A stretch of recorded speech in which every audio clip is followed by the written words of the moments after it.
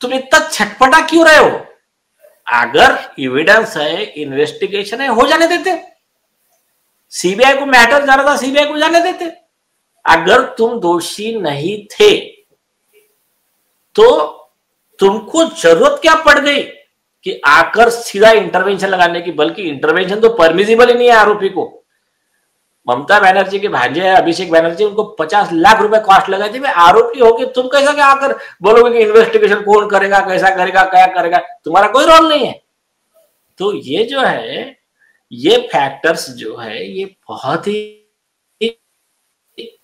सटीक यहाँ बैठते हैं, मतलब ये दिखलाते हैं कि उनका अंदर छटपटाहट कितनी है कि वो चाह रहे इसको डिरेल करे ये मैटर को, चाहे वो मीडिया को मैनेज करने से हो। अभी आप एक गौर कीजिए ना, दूसरा कोई भी व्यक्ति होता है, ये मीडिया वाले जाकर 50 सवाल पूछते हैं,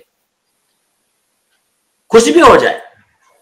और जब इन लोगों की बारी आती है, जो जिनको लेफ्ट लिबरल ग्रुप कहते हैं, तो ये मैनेज मीडिया, एक ने भी जाकर सवाल पूछा नहीं आदित्य ठाकरे को, उद्धव ठाकरे को, कि आपके खिलाफ में ये जो बात कही गई है, या फिर आपने जो कहा था कि मैं 7 जून को 8 जून को मेरी नानी 8 जून को मेरे नाना जी माधव पाटनकर का देहांत हुआ था, मैं उधर था, ये तो झूठ साबित हो गया, क्योंकि उस दिन तो वो जिंदा थे।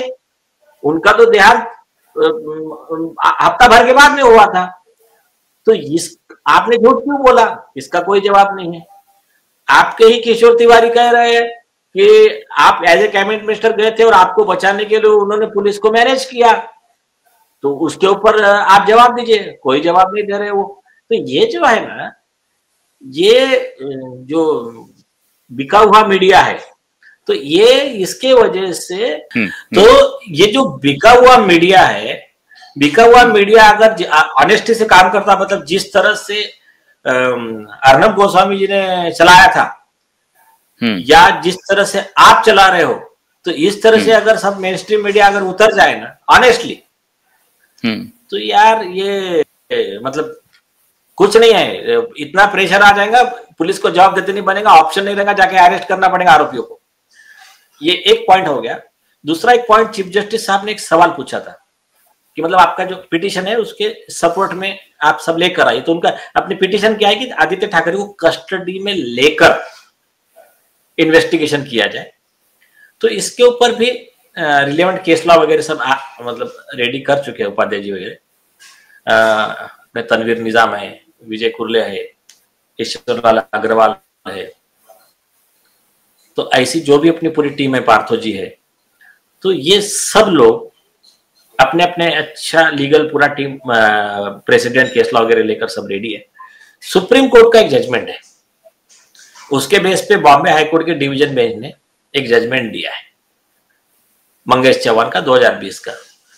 वो क्या कहता है कि एक आधा आरोपी है, वो समाज में घूम रहा है, इसका मतलब ये सोशल पोल्यूशन है, समाज ये अफोर्ड नहीं कर सकता। तो यहां तो जिस व्यक्ति के खिलाफ gang rape, murder, tampering of evidence, drugs, मतलब और चाइल्ड का जो यह है, चाइल्ड अब्यूज, चाइल्ड ट्रैफिकिंग, ऐसे सीरियस आरोप लगे हैं, वो आदमी आज भी समाज में घूम रहा है।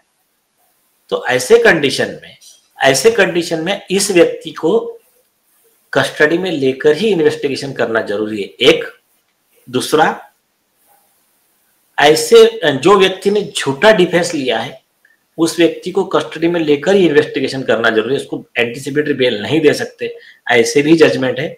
और तीसरा जजमेंट यह है कि ऐसे लोगों को जेल में रखकर ही पूरा ट्रायल चलाना चाहिए, इनको बेल नहीं देना चाहिए, नाइदर एंटीसिपेटरी नॉर रेगुलर। तो वो सब चीजों को बनाया गया है। इसका एक जो कोर्ट में सबमिट करेंगे उसका एक कॉपी आपको दे देंगे, सारे एसएसआर वाले को मिल जाएगा।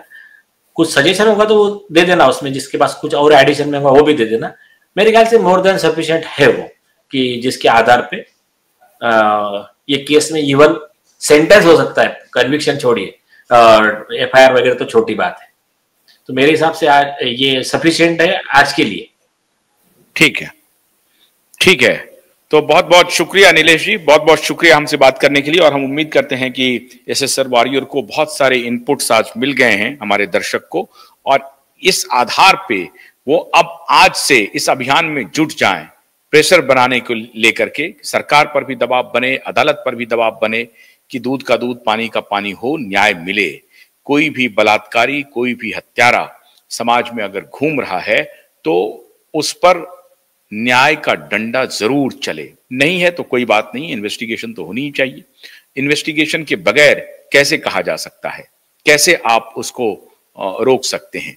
और हमारी मांग ही सिर्फ इन्वेस्टिगेशन की है। इन्वेस्टिगेशन होने दीजिए, ट्रायल चलने दीजिए, पता चल जाएगा। एक और महत्वपूर्ण बात कल हम बात करेंगे कि क्या अदालत मुंबई में इसकी सुनवाई हो या कहीं और हो। और महत्वपूर्ण बात, दो मुद्दों पर कल हम आपके साथ बातचीत करेंगे। तो आज अभी के लिए तो अनुमति चाहते हैं, लेकिन अनुमति चाहने से पहले, लेने से पहले मैं आपसे अनुरोध कर रहा हूं कि क्यूवाइब को जिन्होंने सब्सक्राइब नहीं किया वो सब्सक्राइब कर लें। वीडियो पसंद आए तो लाइक करें, शेयर करें। हमारे सभी प्लेटफॉर्म को क्यूवाइब.in, प्रकाशटीवी.in, रंबल और एक्स को, फेसबुक को, सबको फॉलो करें। बहुत बहुत शुक्रिया। नमस्कार।